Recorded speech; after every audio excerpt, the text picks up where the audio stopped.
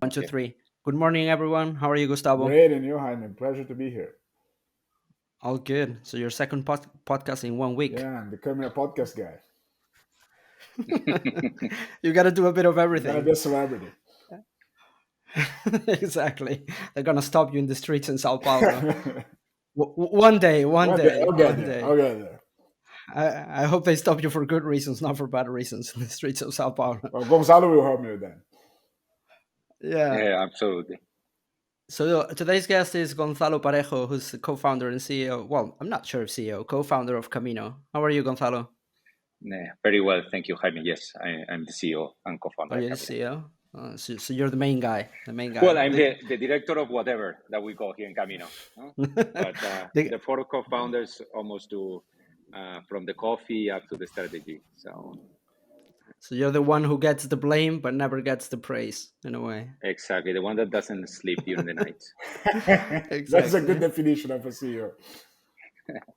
Gonzalo, before we go into your background, and Gustavo has done quite a bit of research on your background, and I think we can connect the dots of your previous experience. What's like the 30-second or 1 minute pitch of Camino? So for people to understand what we're gonna discuss later on the podcast.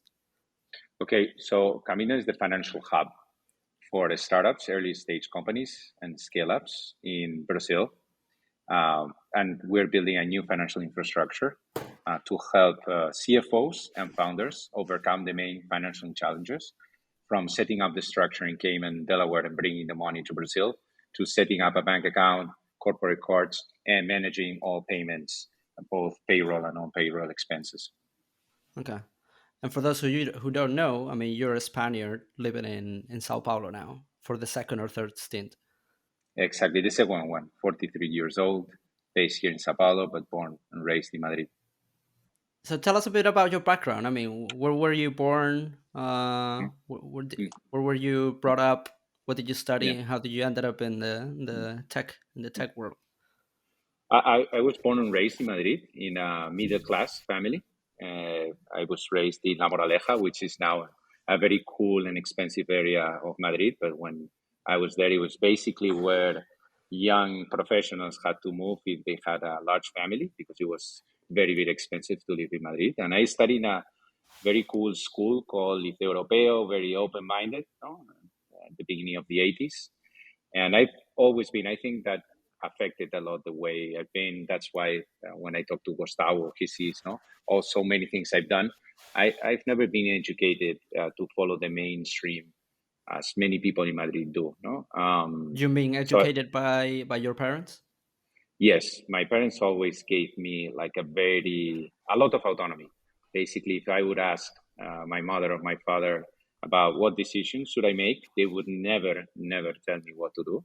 They would just make a few questions, and they would tell me, no, it's your decision, it's your call. It didn't matter if I was 10, 12, or 14, or in the middle of the teenage where I basically didn't know what to do. And every decision I made was to make my life even worse. So when I finished the school, I decided to study in the Universidad Carlos III de Madrid, Mm-hmm. law and business. The option was to go to ICADE, which was basically where most of my colleagues were going. But Which is since I a private university in Madrid, for those who don't know. Yeah.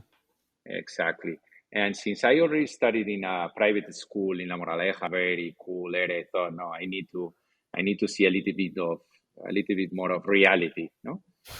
So I went to Getafe, which is in the south of Madrid, let's say a more humble area of Madrid.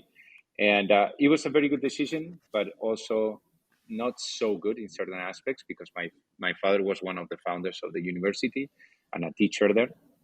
So even though I think I underestimated the problem that would generate to me, because I was a very good student, but it didn't matter. All the good grades that I would get, it was because my father was a teacher there, and when I had problems, it was because I was too stupid. No, this guy is the son of the teacher and he's getting bad grades. This guy must be really, really dumb. No, and when I get very good grades, it was just because my father was a teacher there. So it was really, What really did tough. your father taught?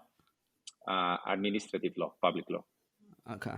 Okay. So I studied law and business. I studied both law and business. I was a very good student.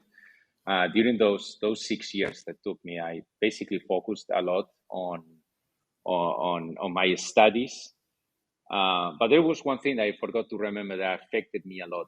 Prior to going to the university, I got a scholarship to study in the US. Uh, I thought I was going to go to New York or California or something like that, those things that you see in the movies. But I got a scholarship to study in New Mexico. That was 1995, Albuquerque. By then, Albuquerque was not famous because of Breaking Bad. Breaking Bad. It didn't even existed. So I said, shit, I'm going to New Mexico. I looked it up So in the kind of map. a downer, right? A little down. It's like 18-year-old guy like, dreaming about New York yeah, in Albuquerque. can, no, can I pull the plug? No, and but reality is, I enjoyed a lot. The school was really, really amazing. I did a lot of sports. I met very, very interesting people I still have relationship with, and I got this experience of studying in the US that is very, very different to the educational system in Spain. Very small classes. Obviously, it was an elite school. I got a scholarship for that school. It was a high school, right? Or It was was a this high college? school. High school. I was high school. I was in junior year. I was 15 to 16. No, 16 to 17. I was right in the middle of my teenage phase. No, and I spent 1 year there. I really liked it. I wanted to come back, but the conditions of the scholarship didn't allow me to stay for another year. So I came back to Spain and forgot about that. I got a girlfriend, etc. So life went on, and I went to Universidad Carlos III. And when I finished the university, I really liked law. My family are lawyers, so I decided to run for one of these big law firms in Spain: Uría, Cuatro Casas, Clifford Chance, Bracefields, etc. And I got accepted in Clifford Chance, which was by then the top law firm in Madrid, in the financial services department, which was the most prestigious one. I thought I was very, very lucky, and I studied. That was 2003. So it was the first time I had to put a suit, Sweet. wake up really early, traffic jam, and start, let's say, receiving feedback from my bosses. No, it was long working hours, meaning from 9:30 to 2, 3, 4 in the morning, many times, working on the weekends. So after 2 years and getting very good feedback from my boss, who was Jaime de San Roman, who was the president of Clifford Chance, very, very smart guy, very nice guy. I told him, I cannot keep up with the rhythm. I cannot continue at Clifford Chance. I want to do something else. I don't feel I'm going to be a lawyer for the rest of my life. And I I don't want to think do something by my I'll own. have a much of a life being a lawyer like that. No, it was. And reality is like now looking backward and looking now at my life as a founder, said, I things have not changed at all. No, basically, I do not look as old as my colleagues from Clifford Chance look now, but my life in that sense sucks as much as a partner at a law firm. I was at a law But firm at the same time here in Brazil, and like I said, that the work ethics is very good. I mean, it forms you well to do things later, because it's very, very tough. It's very long hours, long no, no, dedication, a long attention to it, details and everything. So no, it's a good place to start. It's like investment banking. I mean, it's a good place absolutely. to start. I always use the pyramid, the food pyramid, no? And you say here you have like these investment bankers, so the client, then you have consulting, and right on the bottom are the lawyers. No? So that was basically my life by then, and I made I think it was a very, very stupid decision, which was leaving Clifford Chance to start a company in the middle of nowhere in the south of Spain, in Ciudad Real. Ciudad They Real. wanted to, Why Ciudad Real? because I knew a person there that was connected to politics and wanted to start had a mandate to start a public company. Public meaning basically the equity was to be owned by the mayor, by the city hall, okay, but it had to do private activities, real estate activities. By then, it was like the rush of city halls and regional governments building private companies in order to avoid public law, no, and start doing public housing, etc. So they gave me a mandate. I was 26, a smart lawyer, and they told me, just build a company. Once you build it, we see what we do. So I built the company, and we did it quite fast. And I became the secretary to the board of directors and also the CFO of the company. I could not be the CEO because it had to be like a political position. But basically, I was running most of the departments of the company. I was 26 years old, waking up at 6 in the morning every day, taking a train from Madrid to Ciudad Real, and dealing with one of the most important business people in the region. That's where I met Familia Barco. Familia Barco were connected to Domingo Díaz de Mera. They were the owners of a family office very famous in Spain, which was Global Consulting Partners. And these guys were the owners of Aeropuerto Ciudad Real. They were also the owners of Balomano Ciudad Real. They had many interests in several countries in the European Union, also in Latin America. So after 3 or 4 years running this company, this public-private company, they invited me to be part of the family office and take care of, let's say, of the regulatory piece of taking to IPO of a company they were building called Grupo Lavaro.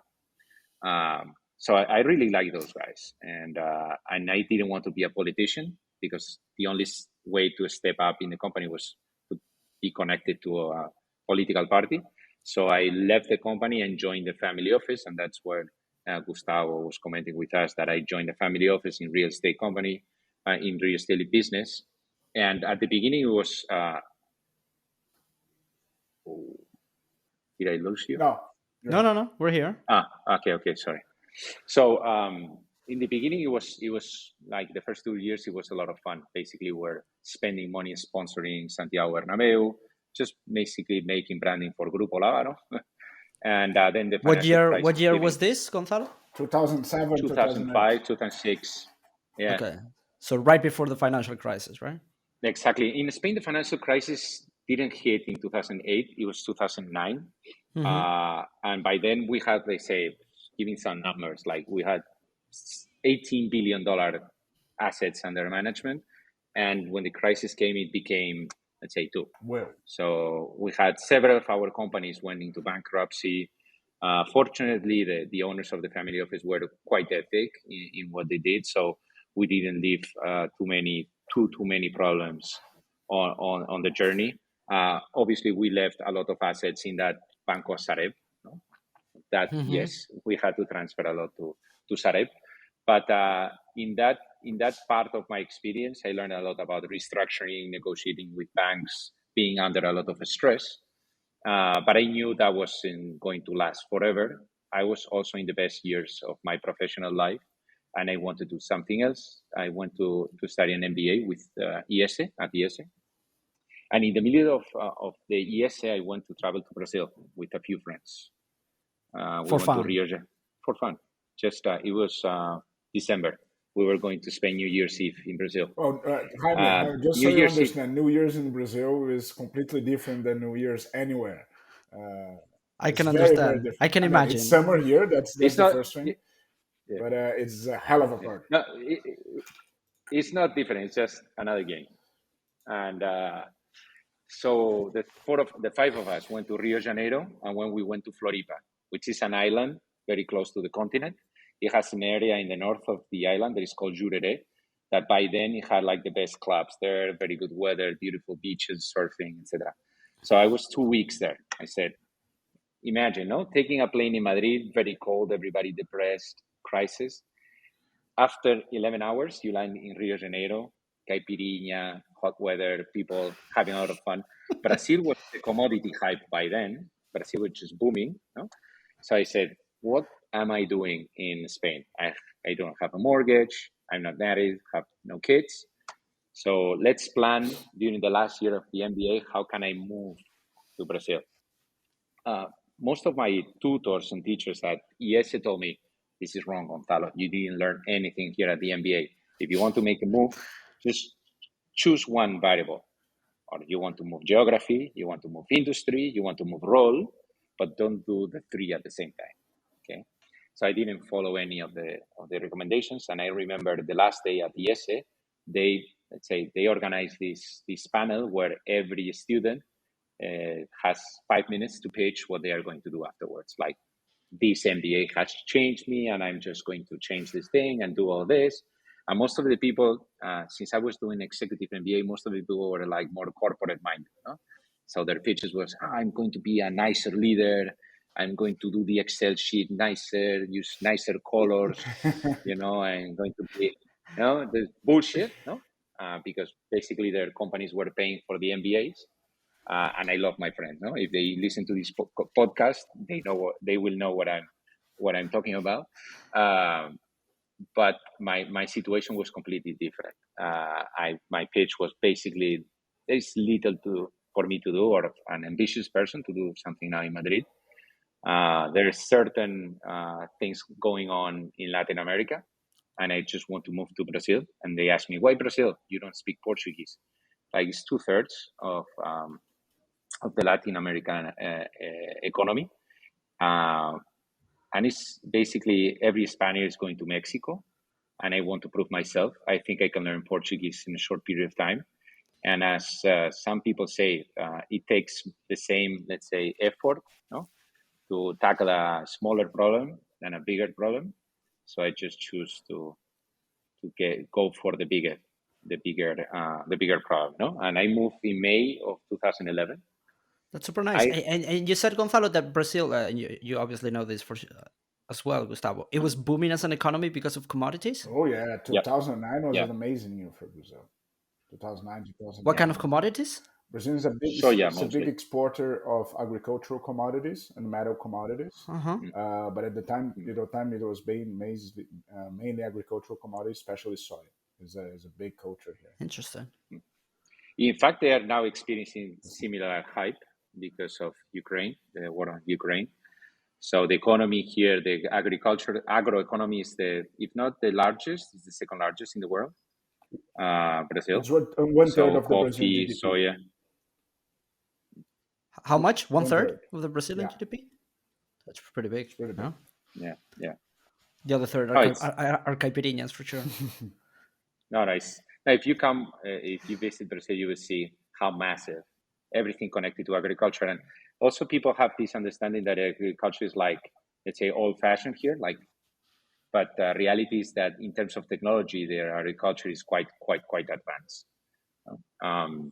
So when I came here, everything was booming. In fact, there were many Spaniards here that were expats for Vivo or Banco Santander, because their companies were struggling, like Santander was struggling in Spain, Telefónica too. So they were shipping people to Brazil, which generated certain problems, because the Spanish culture, the Spanish working culture with Brazil doesn't work very well, doesn't fit very well. In what sense? The way, to use an example, because Spain is very connected to the brand of Banco Santander here in Brazil. And this might generate polemic with Spain, but here in Brazil, 10 out of 10 people that you tell this story, they will tell you that's exactly what it is. Banco Santander bought one bank, that was Banco Real. That was one of the best, or if not the best brand in terms of banking here in Brazil. It had very good reputation. No, Emilio Botín came here, put all the executives in one room, and basically fired them with no, let's say, substance. That's the myth. No, that's like the story. That I don't know if it's absolutely true, but reality is that when you go here to Banco Santander, and you say that you're a client at Banco Santander in Spain, they tell you, no, we're different banks. I remember having problems with my bank account in Spain, going to an agency here, to a branch, to Banco Santander here. It's like, no, you see the logo. It looks like it's the same, but it's not. Here we are nice. There, you're not nice. Is this true, Gustavo? Well, I haven't had any issues about Santander Spain so far, but the Botín story about the Banco Real acquisition, I have heard about that. I mean, that's supposedly true. Yeah.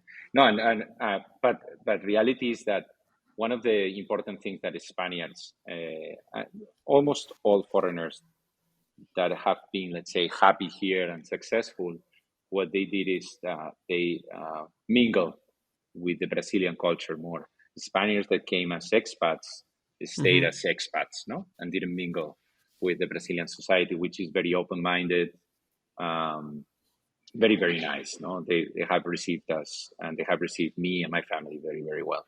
But it's true that the working ethic is different. The way we work, we are very direct in Spain. So when I came here, I was at Groupon. I was hired by my now partner at Kamino, Benjamin Gleason, to build, let's say, Groupon goods in Groupon here in Brazil. It was basically in the rest of the world, Rocket Internet had launched that same vertical across, let's say, 47 countries. And in Brazil, it was not launched. And the reason why it was not launched is because there was not a team, a sales team, and also they hadn't figured out all the operations for that. Brazil is massive. If you put Europe on top of Brazil, basically Brazil is bigger, and infrastructure is poor. Let's say 90% of everything that is shipped in Brazil goes through. If you take out, let's say, rivers, it goes through roads. Okay. Let's say air cargo is not developed. There are many areas of Brazil that are not very well attended by delivery. No? So selling products in Brazil was a challenge. And secondly, most of the products are not produced in Brazil. Brazil doesn't have like a strong industry in terms of products, of production. Most of the products are shipped from China or from the United States or from Europe. It's a big importer of finished products. So when we launched this business unit in Groupon, it was a big challenge on how to do that. And actually, it sold very, very well. We sold many, many products by discount. We became the third largest business unit in the whole world for Groupon. So it was quite a ride. We're growing, let's say, 300% month over month. I remember Oliver Samber coming to Sao Paulo, sitting next to us and saying, "Hey guys, I've seen that you've grown 300%. What do we need to do to grow 2 times that?" And just joking, I said, "Just hire twice as many people." I said, "Okay, I want tomorrow you to start hiring twice as many people." So Gonzalo, But let's this, stop there and comment a little about Groupon Brazil, because Groupon in Brazil was like the plain definition of product market fit. It was like amazing. It exploded when it started, collective buying of services, of goods, or of everything. How was the experience there? I mean, it was your first experience into tech in Brazil, like in a different Yeah. country. And I mean, it was not only an amazing team, but an amazing company to be at. Yeah. No, Groupon, just to give some context, Groupon was launched by Rocket Internet under the name of City Deal. They brought 2 Germans, Florian Otto, which is now one of the 50 most important SaaS entrepreneurs in the US, is the founder of CEDAR now. Felix Schöfflen, which is a venture capitalist now in Germany. And Benjamin Gleason, who is my co-founder here at Kamino and was the creator of open banking here in Latin America, founder of Guia Bolsa. No? Those 3 launched under Rocket Internet, City Deal, which then when Andrew Mason bought City Deal all across the world, it became Groupon. In May 2011, Benjamin interviewed me. Benjamin had joined Groupon 4 or 5 months before. No? He hired me to build that business unit. By then, Groupon was only selling services, basically restaurants, depilation, laser, things like those, or motels, things like those. I mean, when And it was also When selling. Groupon sold the restaurant, you would get to the restaurant, and the lines would be like a number of blocks away from the restaurant. Like in in Brazil, Brazil, the demand was chaotic. I remember it was big in Spain, but nothing close to No, in that. Brazil was No, amazing. imagine. So Brazil has 220 million people. Our mailing list, the one that I was taking care of, was 20 million subscribers. Every day I was sending at least one newsletter to 20 million. One day, imagine how big Groupon worldwide, Groupon Brazil worldwide was. I made a mistake, or my marketing team made a mistake on the reference of the email. They put it in capital letters and the word sex. it blocked Google worldwide, basically. Okay.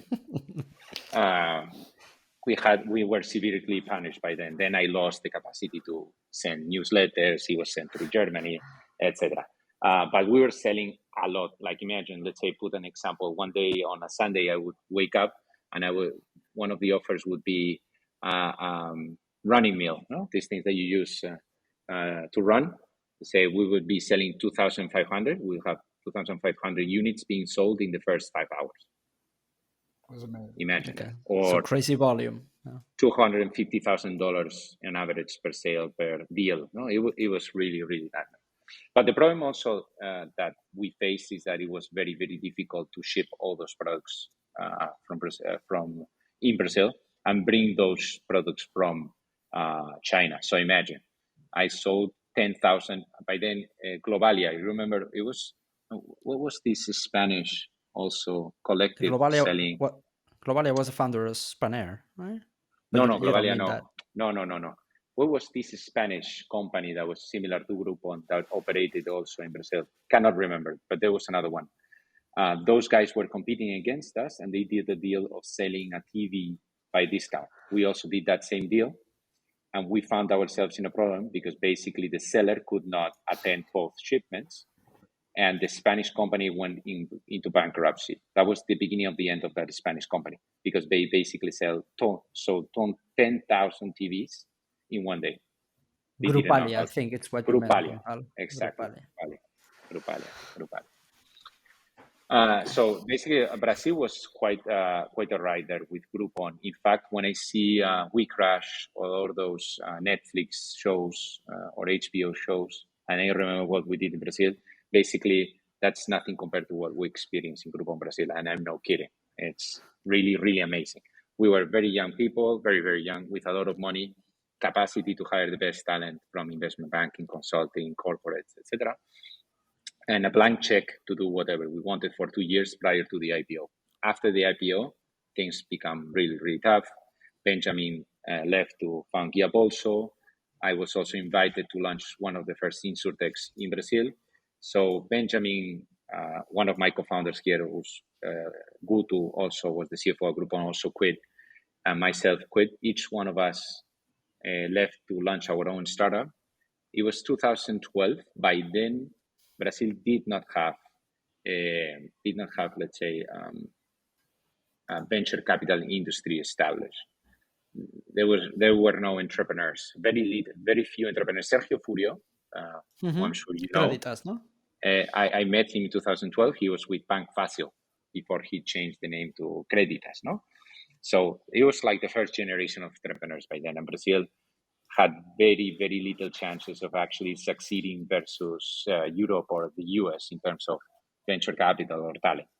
And we launched Bidu, Benjamin launched Guia Bolso, and we suffered a lot in terms of starting our operations. In Brazil, when you fundraise in dollars, you need to create a structure in Cayman, Delaware, open a bank account in Silicon Valley Bank, and then bring the money to Brazil because VCs do not want to invest directly into Brazil because of tax and, let's say, compliance issues. So you were mentioning about Creditas, Gonzalo. Yes. Well, by then it was the first generation of entrepreneurs in Brazil. Then it was basically RD Station, one of the first SaaS companies here in Brazil. You have Gympass a few years later. Nubank also started in 2013.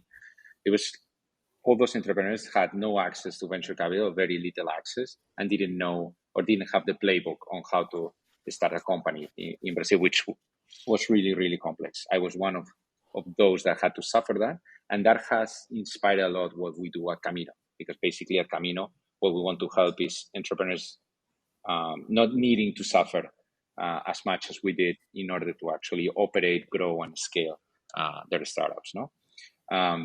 And after Bidu, I went back to Europe where I met Íñigo Juantegui, the founder of La Nevera Roja.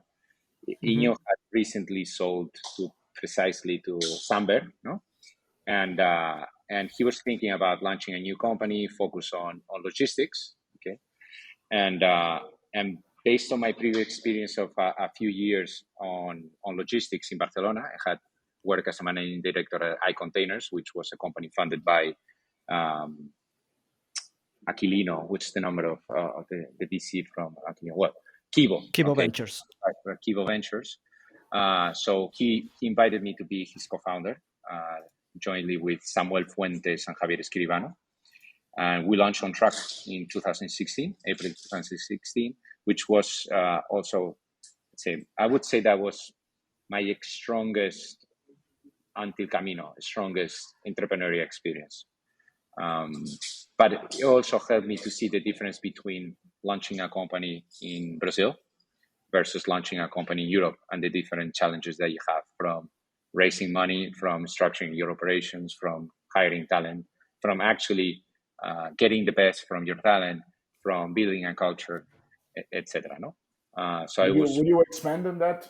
How different it is? What are the main yeah. differences? So on the quantitative, no, or more let's say the more pragmatical thing. When we launched Ontruck, it took us 2 or 3 days to set up the structure. Obviously, then things got more complicated when we got a foreign investor in the company. But to start the operations, to open a bank account, to get a corporate card, to run your software tools, let's say to get the first people on board, something that is natural in Europe. In Brazil, it took me 100 days to access the money after closing the round. It's amazing. So I had to give a loan myself as an individual to my own company. So during those 100 days, I could start getting the company to run, to run the operations, to hire the people, etc. That's the first thing, because in Spain, you don't need to create an offshore structure. In Europe, you don't need to go to the Bahamas or go to Cayman Islands or go to Jersey Islands to get the VCs to deploy the money.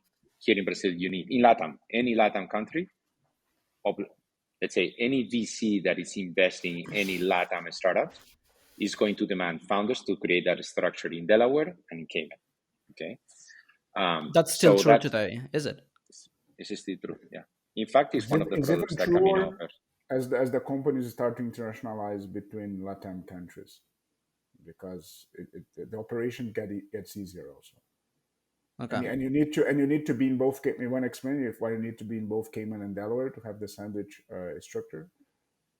So Cayman is what the VCs like Tiger, SoftBank, all the big ones have all their money there in Cayman.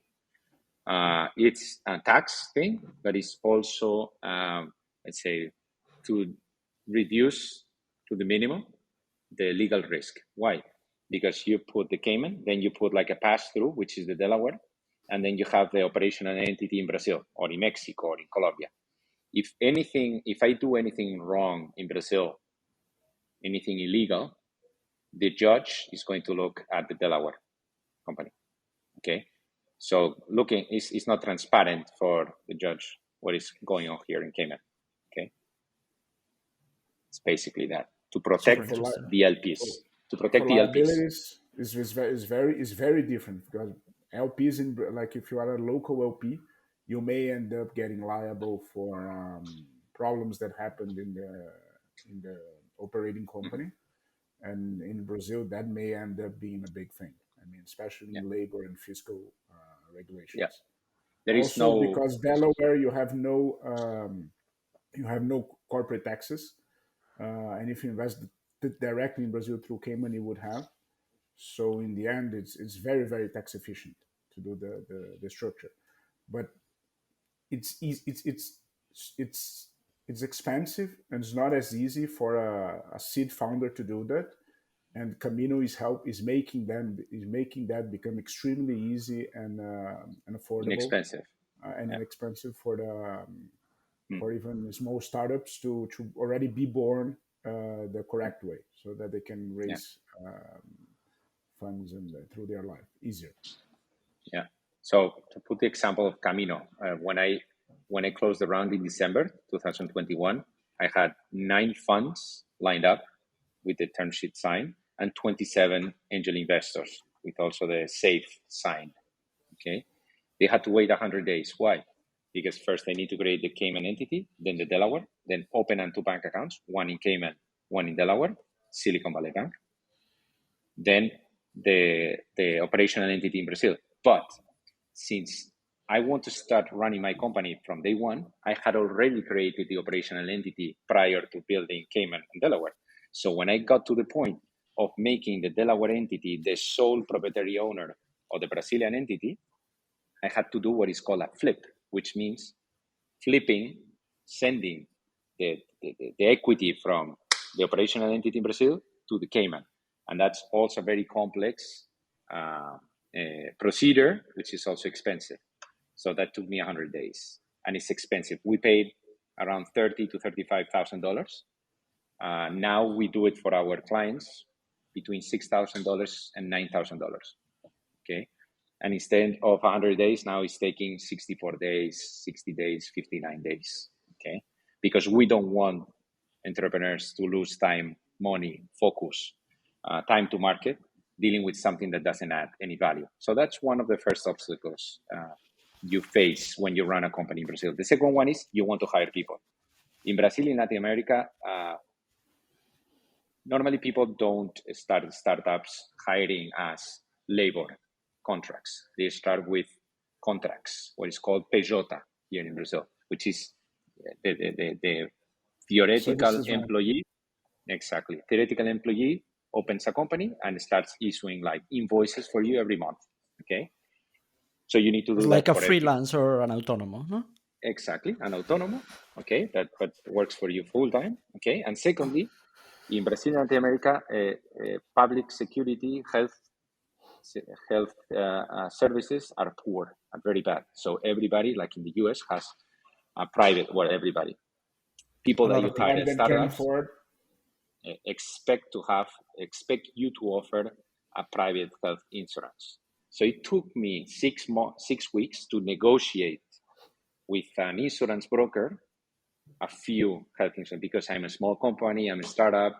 Health carriers do not understand what I am. No, I had to negotiate long hours to be able to have an option to offer health insurance for my employees.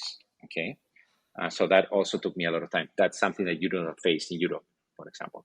Okay, the next thing is you need to open a bank account. Here in Brazil, the 4 largest banks hold 80% of the market share. Now I think it's 71, 75% thanks to Nubank. Okay, but they don't care about small companies. They do not care about startups. They don't understand how they operate. So when I open the bank account, the bank asks me, "Can you give me your the 3 last years of your financial statements?" Say, "Dude, I'm a startup. Just open the structure." I think, well, okay, I'm going to ask my manager. It's going to take you weeks. Meantime, you have the money there in Silicon Valley Bank, and you cannot transfer it. No. So finally, when you get to open the bank account, you need to transfer the money. To transfer the money, you need to open an FX bank account. Okay. So then you go through another KYC process. You need to give your documentation, and when you give your documentation, your FX bank will ask you, "Oh, I need to know who is the shareholder in Cayman." Said, "It's this guy that is called Tiger or SoftBank or QD. Who is QD? Like, dude, QD is large investor. I need to know who is behind QD. Yeah, fuck yeah. I'm going to go to Nigel Morris and tell him I need your list of LPs. He's like, yes, tell Nigel to send me his LP list. I'm not joking. It's like this. I'm not joking. So it's like this. So it's very difficult. Also, Kamino has figured out a way to do the FX for those type of companies. And then they do not need to provide such a level of detail. Okay. For example, it's a company built by Spaniards here that is very, very good. It's running very well. It's called Inventa. Marco Salama and Fernando. They raise funds from Andreessen. Very, very good. Those guys would be interesting that you meet them. We did the FX for them last week. We were very, very happy to have them as our clients. So the next thing, you need to get a corporate card. So this is a very funny story. After 100 days, I get the FX, I get the bank account open, I have the money in my bank account, and I invite my co-founders for a nice dinner at a very nice restaurant here in Sao Paulo. Very nice restaurant. So we go to the restaurant. It's going to be expensive. We're fine. So the check comes, no? Obviously, it's, let's say, 12 p.m. It's midnight. And I get my Itaú corporate card. Itaú is the largest bank here in Latam, no? And I go and pay the bill, and it's rejected. Like, what the fuck? Like, how is it possible? It's a debit card because the bank account is not giving me credit because I'm a startup. And I said, no problem, David. I have 12 million reais in the bank account. I can pay a 1,000 reais bill. Yes, but debit cards do not work with 1,000, only up to 600 after 10 p.m. Like, are you fucking kidding me? You know that So, from a Brazilian standpoint, it is exactly like that. It makes sense.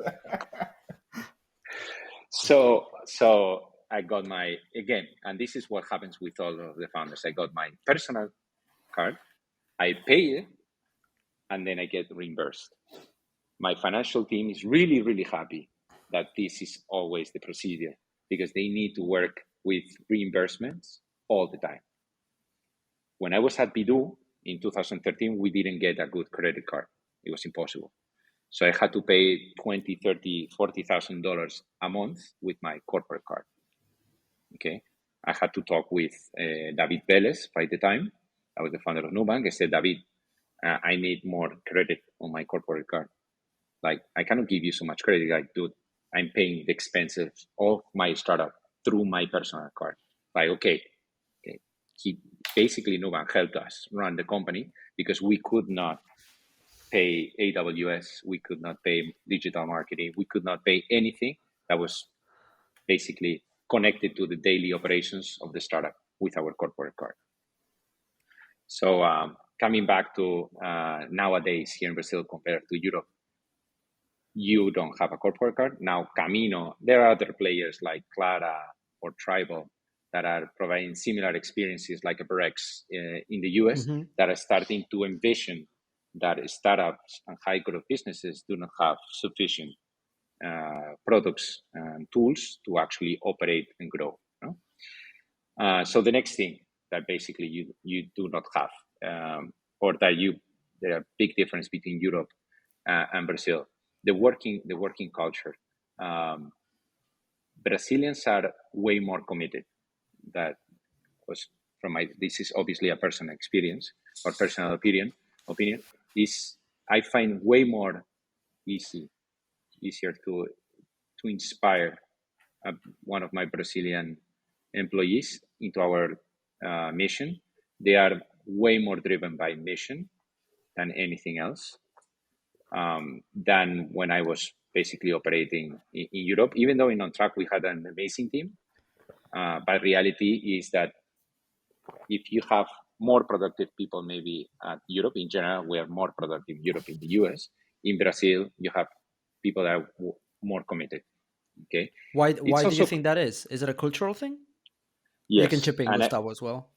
Yeah, I think it is, and it's something very, very simple that you need to live it from the beginning.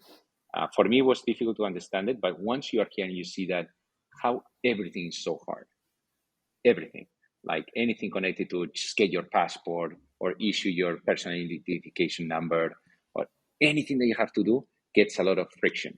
So Brazilian people have built this special capacity to go beyond, because if not, things would not move. Processes is something that is not so familiar to them. So they always find a way to fix things, putting extra energy, extra will, extra commitment to things, because if not, things are not going to work. Something as simple as going to a restaurant. You go to a restaurant in Europe and it's packed. You have not booked. They stop you in the entrance, say, no, there's no place. Next time, book the table. We're booked. You go to a restaurant in Sao Paulo, no matter if it's a top restaurant, normal restaurant, they will look at you and they will find a way to seat you, to find a place for you. They would build a table for you. They would move a table. They will ask somebody to make some space, but it's because they're just like more flexible, because they need to be more flexible. I don't know, Gustavo, what's your take on that?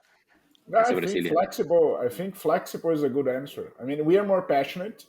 You can sense that Northerners are much more rational and I mean it's focused on rational things. Brazilians are much more passionate, and I think we're very flexible, very flexible in everything. And the restaurant example is perfect. If you get to a restaurant and the restaurant is closing, anywhere in the world, a person will tell you, so it's closing, go out and come back another day. In Brazil, they will find a way to serve you and stay open later. It's very common there. Yeah.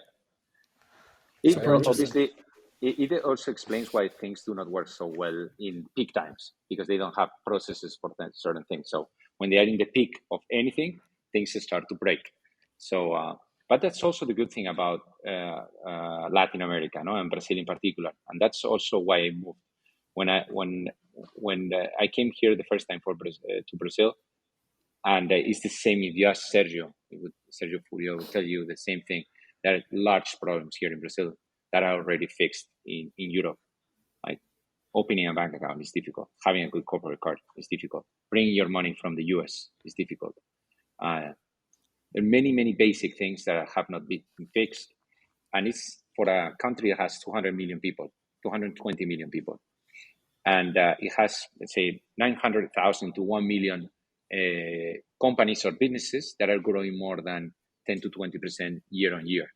That is what is called high growth businesses. In Europe, SMBs represent more than 90%, and they represent more than 50% of the GDP. In Latin America, they represent between 12 and 20%, and they represent less than 30%. But if you look at how much do they represent from new GDP and new employment, high growth businesses in Latin America, which include startups, represent 60 to 80% of new employment and new GDP. Wow. So if you look back to the US in the 90s and Europe a little bit afterwards, you would have seen exactly the same tendency. New companies, if you look at the 90s in the US, the biggest companies would be car makers. Now, it's absolutely the opposite. 7 out of the 10 largest companies by market cap in the US are tech companies. In LATAM, now the only tech company out of the 10 biggest, the market cap in LATAM, is Mercado Libre. But our take on this is that in the next 10 years, Latin America is going to suffer exactly the same transformation as the US and Europe suffered 20 years ago. Okay, and that's why Kamino is in there, and that's, let's say, the mission that we transmit to all my colaboradores that we call here, because out of the 37 people that we have working at Kamino, all of them are owners of the company, all of them have SOPs, and they really buy the vision of Kamino building an infrastructure to help those high growth businesses actually succeed. Because here is another number that is really scary. The chances of a startup succeeding from pre-seed to Series A in LATAM is 6.7 times smaller than in the US. And the average size deal of a startup in LATAM versus the US is twice as smaller. It's half the size. Because of lack And of that's money? because of the different obstacles. Mm-hmm. It's basically Okay. obstacles. When you're a VC here, and like we have, I don't know, QD in our portfolio, we have Inspire Capital, GFC, we have Clock Tower. All of those, most of them, have been constantly investing for the last 10 years in Latin America. The new ones that enter here and seed, they dedicate a lot of time first trying to understand what are the particularities of investing in Latin America. And they see two things. One, it's a huge opportunity, much larger than in Europe because there are many things to do. But also, you need to be locally present, because if not, you're going to lose important nuances. No? Super interesting. So, Gonzalo, from what you say, I mean, one is, I don't know if this is like a correct observation. So, to build Camino, you couldn't use Camino, right? What you're saying about the 100 days and all that kind of stuff. So it's good dog footing. And the second one was, I mean, from what you're saying about the market situation in Brazil and what you guys are trying to build, it sounds like a product with perfect market fit from the very beginning, right? So what's the main challenge? Is it I mean, is it because you have other competitors building similar things? Is it convincing the market about this new solution? I mean, what's the main challenge in a scenario where it seems like you have product market fit from the get go? Well, I wouldn't say that I have like 100% product market fit. Uh, Take into account new or the current market circumstances. No, the market has dried up. Europe and the US are, let's say, being way more careful, and the money that comes to LATAM comes from the US mostly. So if VCs are drying up in the US, LATAM is going to have an impact. So after talking to the main investors in the US, like General Atlantic or Bain Capital, etc., what they told us is, you guys in LATAM, what you need to focus is make sure you have product market fit, you have channel market fit too, and your monetization structure is very, very clear. So today I have a product that says half ready. I still need to build the software piece because I have the banking piece, but I need to build, and it's what I'm building now, is the software. So I can actually provide that centralized management system for the CFO when he can handle all payments, see how much he is spending compared to how much he was budgeted, conciliating all that information with the ERP, being able to execute seamlessly all the payments. That's something I need to build now, and I need to prove how much money they are willing to pay for that. Okay, in Brazil, SaaS doesn't have a high penetration. To have an idea, Totus is the largest SaaS company in Brazil, and it has a little bit more revenue than Brex. And Totus is a 15-year-old company. Okay, compared to Brex, that is maybe 6 years old, 7 years old. Okay, it's profitable versus Brex, but it's still scary, no? And also on the channel market fit, I still need to feel that we very well understand how to bring those clients. I think with that triangle, my narrative, considering current market circumstances, will be much, much better. Maybe if we were talking in 2021, I would already be in Series A, no, flying. But reality is that I would be pushing a bigger problem further down the road. Yeah. And having said that, you raised a pretty nice pre-seed round, right? 6 Yeah, million or something like that, right? 6.1 was by then the largest pre-seed round in LATAM history. Also because the 4 co-founders were oldies. It's not our first startup. My co-founder, Benjamin Gleason, as Gustavo said, is a very well-known entrepreneur here in Latin America. I also have a very good background. My CTO was the engineering director of Mercado Pago, which is the fintech arm of Mercado Libre, the largest tech company in Latin America. Kutu had also a very good experience at Amazon. So the founding team is very, very robust. So we got that record. But fortunately, it was beaten by another company. It was called Latu, led by a woman called Paola, who is our client at Kamino now. So we are happy. But yes, we raised a very nice round. But obviously, things have changed, making things more interesting in the last months. Well, good timing for the pre-seed round. If it was right in December, perfect timing. Exactly. How would you comment on Brazilian financial market and regulation evolution? I mean, considering Very good question. Benjamin Gleason has been a central part of that. You are now a central part of that through Kamino, which is amazing because even considering Brex's success in the US, the booming of the venture capital industry in Brazil, and the fact that the incumbent banks are extremely profitable, they haven't tackled this opportunity well, which creates the space for Kamino to be created and grow. But nevertheless, Brazilian financial regulations have been going quite well. I mean, open banking, PIX, all the sandboxes, the regulatory sandboxes. How would you tackle that? No, that's a very good point, Gustavo. I think people should know that Brazil, like the Central Bank of Brazil, is considered the most innovative regulator in the whole world. No kidding that the largest digital bank in the world is Brazilian. Okay. Gustavo also talked about PIX with his instant payment. It has absolutely transformed the way people pay in Brazil in less than 2 years. We're talking about millions of transactions done through a system that basically you can do it through your cell phone and you can pay anything in question of seconds with no cost. Any point in Brazil. You just need internet connection. Okay. Is it similar to Bizum in Spain? Yes, but better. It has less Okay. friction, has no Okay. cost, and has no limit. It has also generated certain challenges because obviously of security. No, you can basically transfer any amount to anyone, to any individual or company. Okay, and it's like absolutely transforming the financial system, and it's very very interesting to see that in Brazil because the largest sector, no, out of agriculture, if you do not consider agriculture, financial system in Brazil is really, really powerful. They have four banks, Bradesco, Itaú, Banco Brasil, Banco Santander. They dominate the market.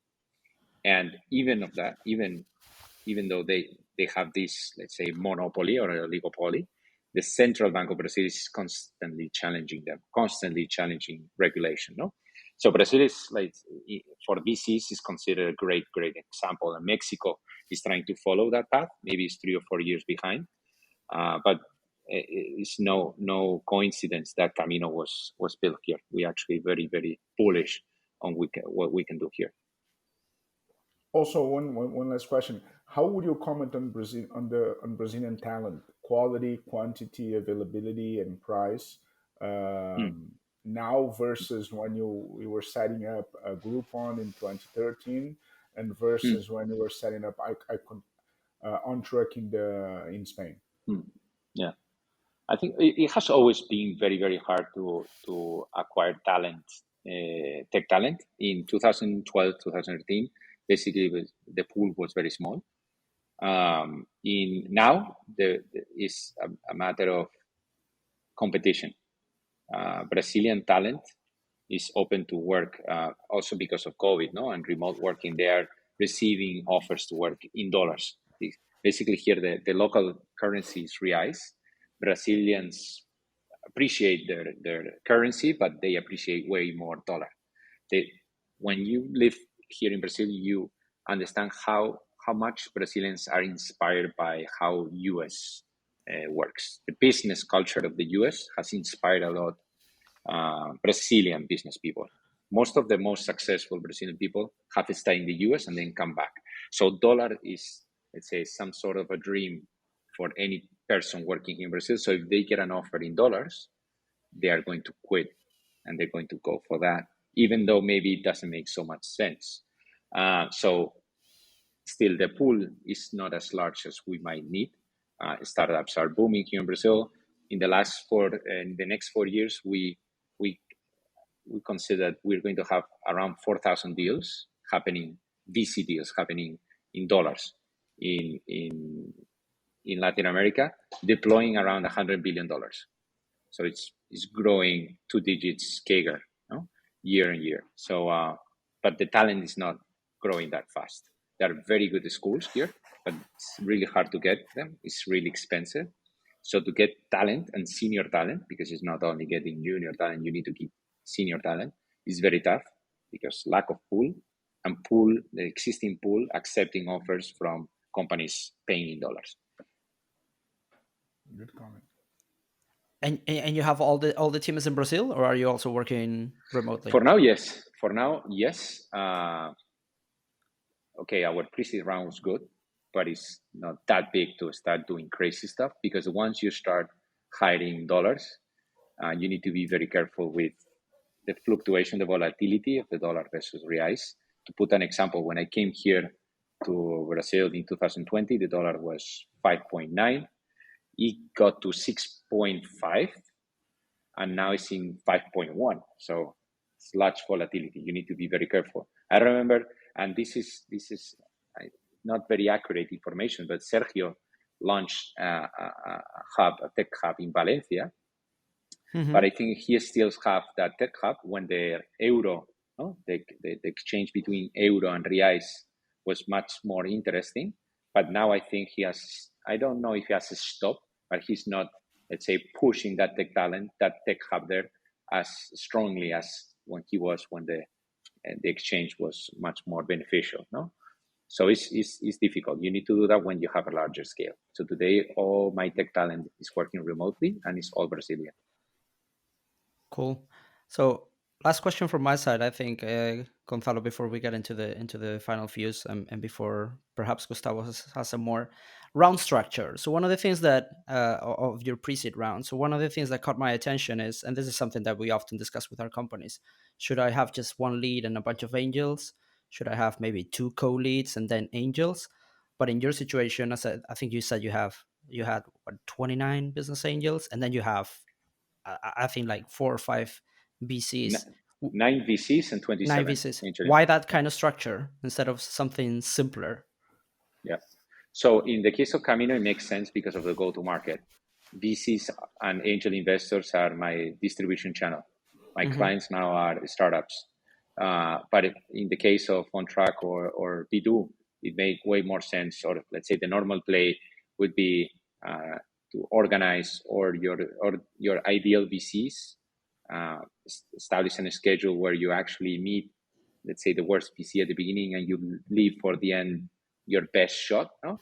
And concentrate that in 1 or 2 weeks and get, let's say, one good term sheet, and then get a lead investor, co-lead investor, and maybe one or two more funds, no?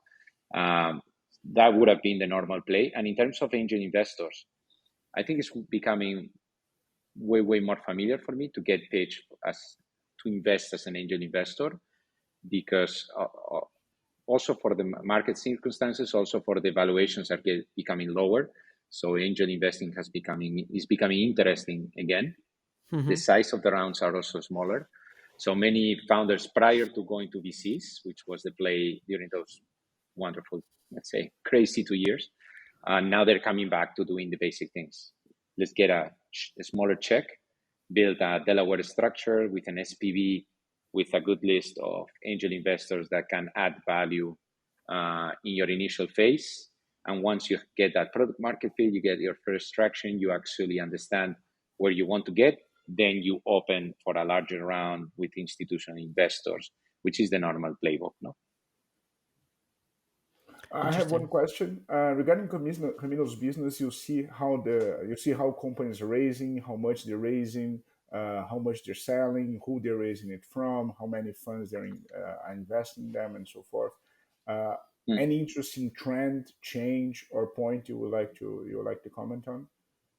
yeah. Um, we are not so much focused on latest stage now, but obviously what we see, what we read, what we're seeing here in Brazil is that latest stage companies are still on that context of, let's say, doing internal rounds, resetting the valuations, organizing their people structure.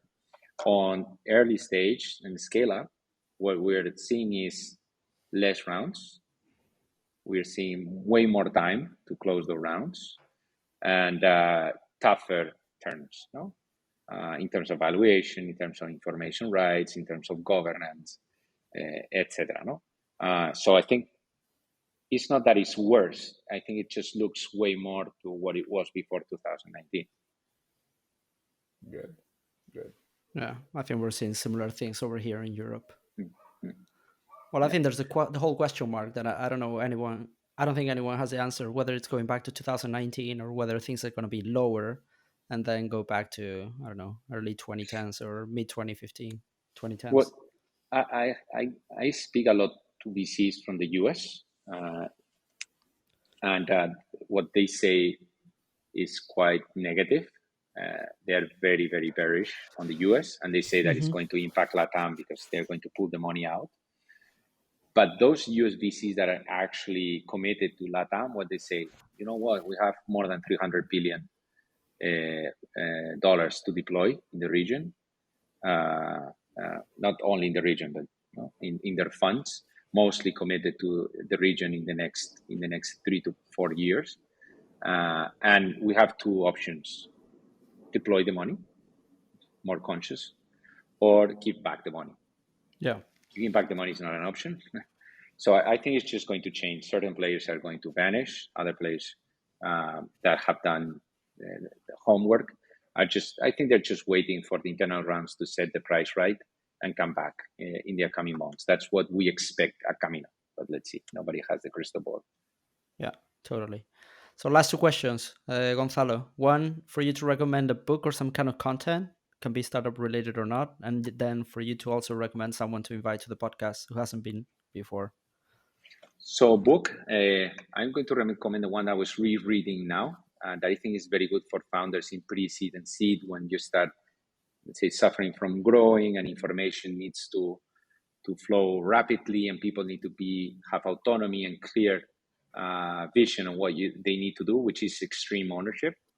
I really like that book. And a person to recommend for the podcast, since we have also talked about him a lot, it would be my partner, my co-founder here at Kamino, that can give a very interesting vision about Latin America, about being a US entrepreneur, launching companies here in LATAM, about the fintech industry, about Endeavor, who's very, very involved with the entrepreneurial ecosystem, who is Benjamin Gleason. Okay. Happy to have him, right, Gustavo? Great, it'll be great. It'll be a pleasure. Okay, Gonzalo. Thanks a lot for your time. This has been super, super interesting for someone that's not as versed in the Brazilian market. So thanks a lot. Thank you, Jaime. Thank you, Gustavo.